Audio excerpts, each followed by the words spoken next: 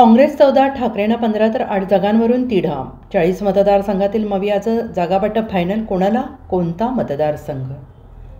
महाविकास आघाडीच्या लोकसभेच्या 40 जागांवर अंतिम निर्णय झाल्याचं सांगण्यात येत आहे.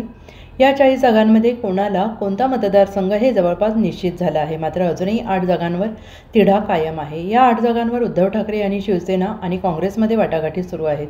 त्यातच प्रकाश आंबेडकर यांची वंचित बहुजन आघाडी आणि राजू शेट्टी यांची स्वाभिमानी शेतकरी संघटना यांचाही महाविकास आघाडी समावेश असल्याने त्यांच्या पक्षांनाही एक जागा देण्यात येणार आहे.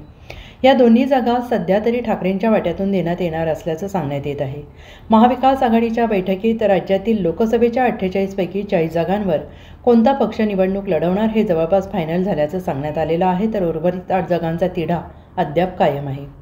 या जागांमध्ये रामटेक, हिंगोली, वर्धा, भिवंडी, जालना आणि शिर्डी यांचा समावेश आहे, जिथे शिवसेना, ठाकरे गट आणि काँग्रेस दावा करत आहेत.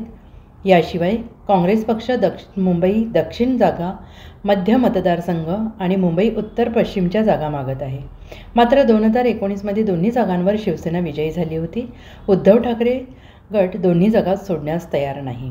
Bureau report, SBN Marathi, Mumbai.